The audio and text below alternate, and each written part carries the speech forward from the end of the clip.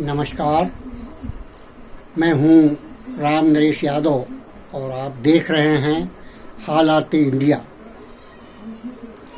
साथियों, इस YouTube channel के माध्यम से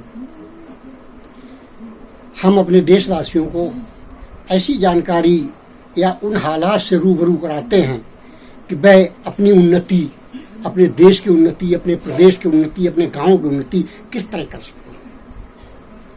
एक कहावत है कि आवश्यकता आविष्कारों की जननी होती है और बुरा वक्त भी कुछ अच्छी सीख दे के जाता है।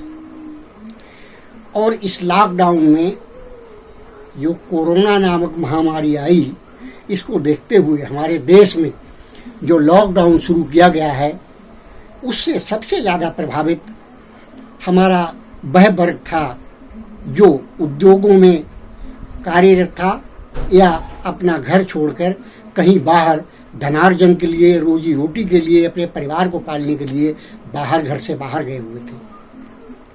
उन लोगों को इस लॉकडाउन में बेहद परेशानियों का सामना उठाना पड़ा।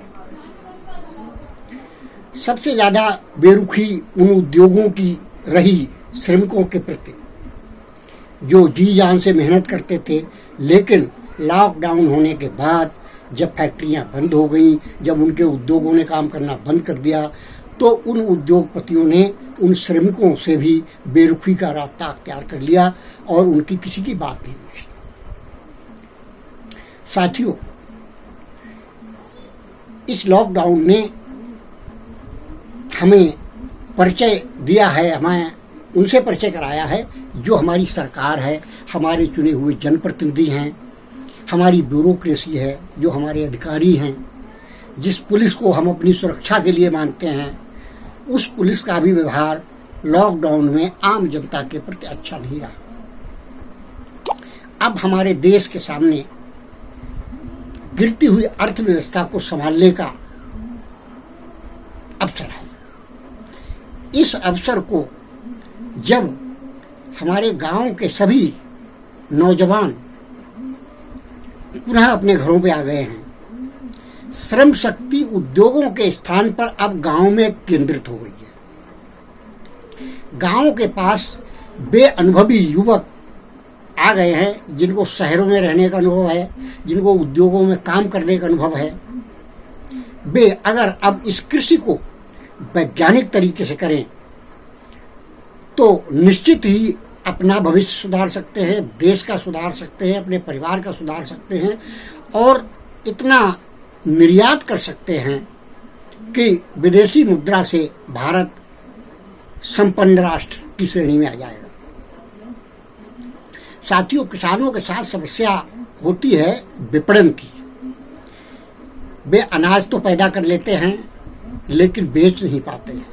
वो दूध पैदा कर लेते हैं, उनके पास बेचने की व्यवस्था नहीं होती। ऐसा ही सब्जी, फल इत्यादि के साथ होता है।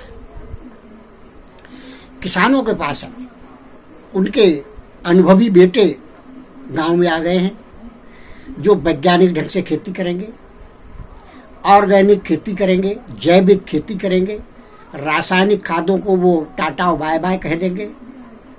अब तक जो हमारा देश का नुकसान हुआ है, जो रोग प्रतिरोधक क्षमता कम हुई है, स्नायु तंत्र कमजोर हुआ है, ये इम्यूनिटी वीक होने का मुख्य कारण ये है कि हमने रासायनिक खादों से पैदा किया हुआ वह जहरीला अन्न खाया है। इतना ही नहीं, ये जहरीला अनाज केवल हमने नहीं खाया है, हमारे जानवरों को भी वो जहरीला चारा मिलता है। जो विदेशी नस्ल की गायें हमारे देश में पाली जाती हैं, उनको वो चारा जहरीला दिया जाता है, रासायनिक खादों का पैदा किया हुआ, जिससे वो गायें भी अब जहरीला दूध देने लगी। इसीलिए कोरोना वायरस हो या एड्स का वायरस हो या वायरल फीवर हो या अन्य छोटी मोटी बीमारियां आती रहती हैं, वो सभी को सताने लगी। इससे पूर्व हमारे यहाँ न शुगर की बीमारी होती थी, न high blood pressure, low blood pressure, कुछ नहीं होता था, क्योंकि इम्यूनिटी स्ट्रांग थी।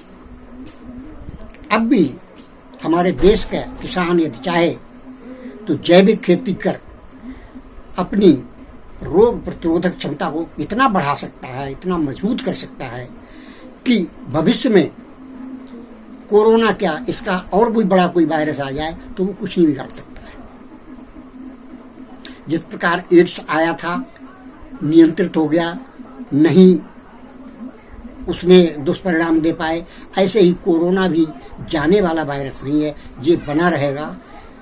जिस प्रकार शुगर की बीमारी कंट्रोल हो जाती है, ख़त्म नहीं होती है, उसी तरह ये एड्स और कोरोना जैसे वायरस भी हैं, ये नियंत्रित हो जाएंगे, कम हो जाएंगे, इनका प्रकोप कम हो जाएगा, लेकिन ये कभी समाप्त नहीं होंगे। हमारे देश का किसान ही अन्नदाता कहलाता है, जो भारत की भाग्य रेखा है। वही खाद्यान्न उत्पादन से पालन पोषण करता है और उसी किसान के बच्चे सीमाओं पर रहकर सैनिक के रूप में हमारे देश की रक्षा करते हैं। और वर्तमान समय में जब कोरोना जैसे महामारी का प्रकोप है, उससे पार पाने के लिए केवल किसानों के वो बच्चे ही प्रयास कर सकते हैं, वो जैविक उत्पादन कर सकते हैं, इम्यूनिटी सिस्टम को मजबूत कर सकते हैं और वायरस जैसी भयंकर बीमारियों को सामना करते हैं। उनको चाहिए कि वे कृषि को मजबूत करें। हमारे देश के प्रधानमंत्री भी उन्होंने कई घोषणाएं की हैं, वित्त मंत्री ने भी घोषणाएं की हैं। सरकार किसानों का सहयोग करे और किसान अपनी श्रम शक्ति का सदुपयोग करते हुए भारत की अर्थव्यवस्था को भी सही करें और रोग प्रतिरोधक क्षमता को बढ़ाकर इम्यूनिटी सिस्टम इतना मजबूत करा दें कि कोरोना क्या, इससे और बड़ा कोई वायरस आ जाए उसका भी कोई असर हमारे देश के किसी नागरिक पर ना हो। साथियों, इसी प्रकार की जानकारी से और नई जानकारी के साथ कल पुनः फिर मिलेंगे और तब तक के लिए नमस्कार। यदि आपको ये जानकारी, ये विचार अच्छे लगे हों तो इस चैनल को सब्सक्राइब करें, लाइक करें और हमारा प्रोत्साहन बढ़ाएं। धन्यवाद।